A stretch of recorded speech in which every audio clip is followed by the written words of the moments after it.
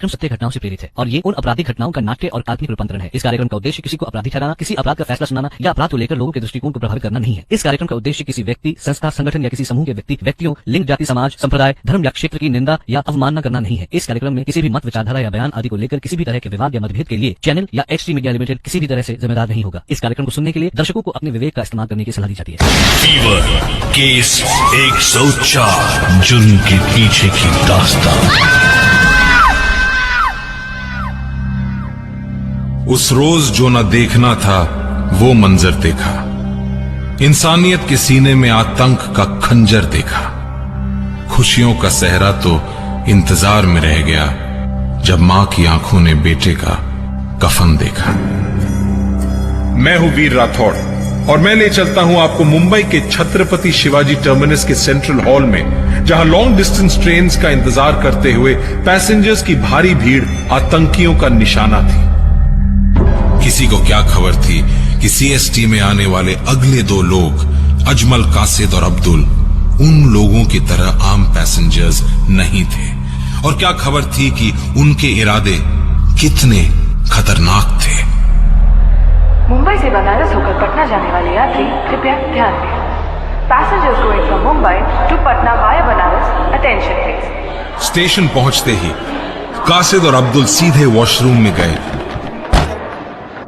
जहां उन्होंने IED लगाया और फिर उन्होंने बिना वक्त गवाए हॉल में पहुंचते ही ग्रेनेड का धमाका कर दिया।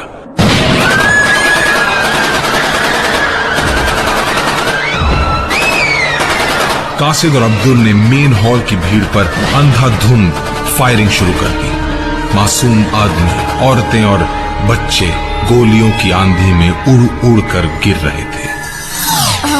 हम लोग ना VT स्टेशन पे थे और रात के 11:30 हो रहा था और ट्रेन बस आने वाली थी। तभी ना गोलियां चालू हो गई और मैंने बहुत सारे लोगों को गिरते हुए देखा।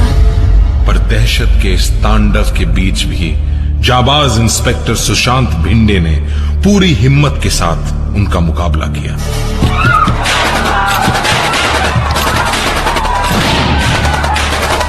पर सुशांत भिंडे की 303 आतंकियों की AK-47 और ग्रेनेड्स के सामने खिलौना ही थी। और अफसोस कि उसका ये बेमिसाल हौसला 52 मासूमों की जान नहीं बचा सका। VT में घर जाने के लिए गाड़ी का इंतजार कर रहा था, तभी फायरिंग चालू हो गई। फायरिंग चालू हो गई तो भागना चालू किया। भागते भागते ही गोली लग गई। सिर्फ साल भर की मासूम बच्ची शीतल शर्मा अपने माँ बाप के साथ थी। वो लोग अपने गांव बनारस जाने के लिए ट्रेन का इंतजार कर रहे थे। शीतल ने बड़ी मुश्किल से अपनी तोतली जुबान से दादा बोलना सीखा था, क्योंकि उसे बनारस में रह रहे अपने दादा दादी से पहली बार मिलना था। हम लोग ना आराम से सो रहे थे खाना खाके। मैं, मेरा भाई, मेरे हस्बैंड और बाकी और कुछ 2-3 लोग होंगे। अरे शीतल की माँ, सुनती हो? क्या जाने आज कुछ अच्छा नहीं लग रहा। क्यों? क्या जाने क्यों? तभी अचानक ये सब कुछ हो गया। शीतल के पापा को गोली लगी और वो गिर पड़े। उनकी माँ की छाती में गोली लग गई। वो बेहोश हो गई वहीं के वहीं। मेरी छोटी सी बेटी शीतल, उसको कांच के टुकड़े धंस गए। वो लगातार दर्द से कर्रा रही थी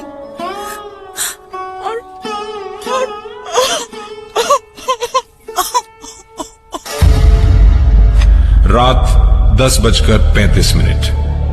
अभी तक कैफे लियोपोल में 11 और CST में 52 लोग मारे जा चुके थे।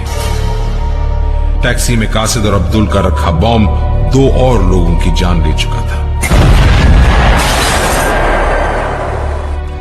पर किसको पता था कि ये तो अभी मुंबई के इतिहास की सबसे काली रात की शुरुआत पर है, क्योंकि आतंकियों की तीसरी टीम ताज होटल की ओर बढ़ रही थी। रात 10:45। अब तक कासिद और अब्दुल सीएसटी से निकलकर कामा हॉस्पिटल पहुंच चुके थे। पुलिस के वायरलेस सेट्स चीखने लगे थे। सभी अधिकारी अलर्ट रहे। कैफे लियोपोल्ड और सीएसटी स्टेशन पर अटैक हुआ है। आई रिपीट, सभी अधिकारी अलर्ट रहे। खबर सुनकर anti terror squad chief Hemant Kulkarni, additional commissioner of police Ashok Kambli और इनकाउंटर स्पेशलिस्ट विजय सावरकर भी सीएसटी पर पहुंच गए।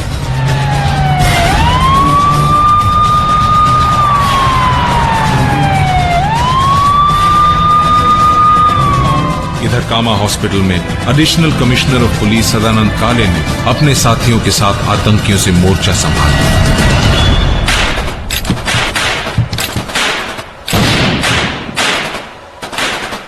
जिसके चलते कासिद और अब्दुल को कामा हॉस्पिटल छोड़ना पड़ा। चल चल चल चल चल चल।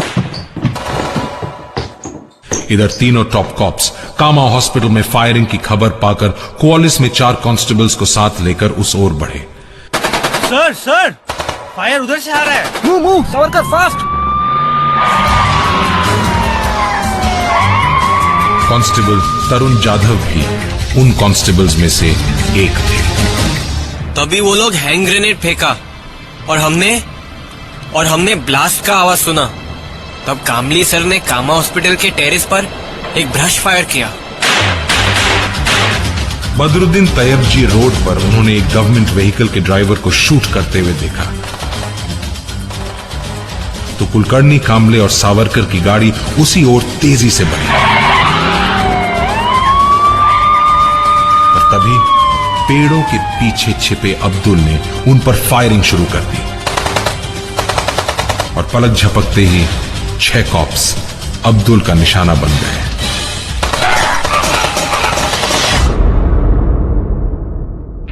साहब जी, हम सब इंजर्ड हुए थे।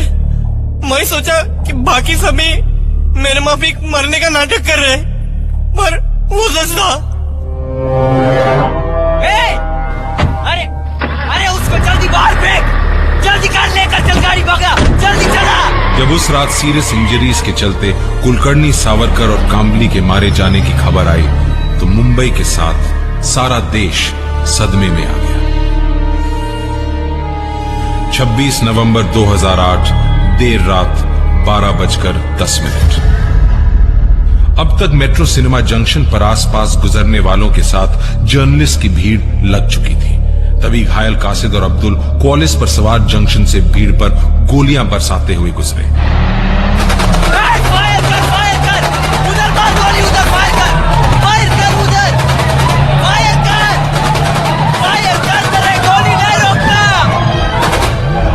कासिद और अब्दुल क्वालिस पर से अंधाधुंध फायरिंग करते जा रहे थे कि तभी उनकी गाड़ी पंचर हो गई और उनको क्वालिस छोड़ने पर मजबूर होना पड़ा। अभी उन्होंने कुछ सोचना शुरू ही किया था कि तभी उन्हें सामने से एक स्कोडा आती दिखाई दी।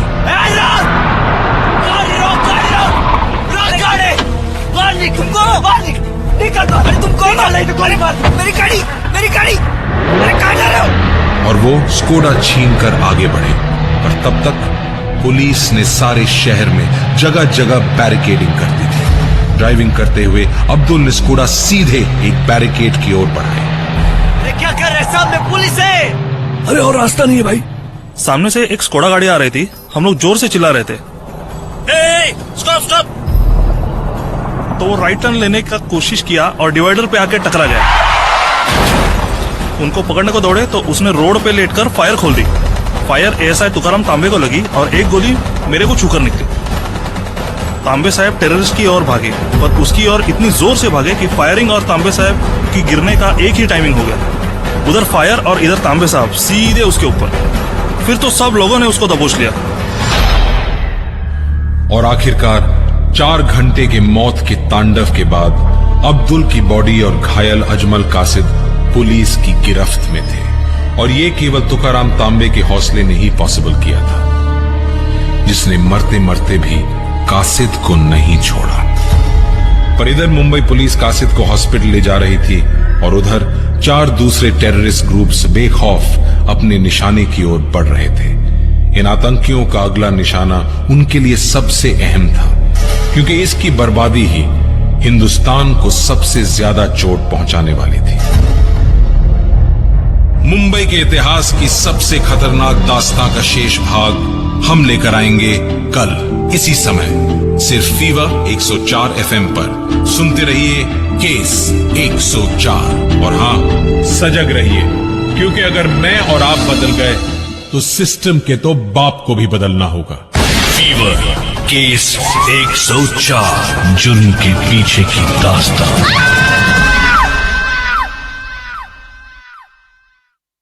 ये कार्यक्रम सत्य घटनाओं से प्रेरित है और ये उन आपराधिक घटनाओं का नाट्य और काल्पनिक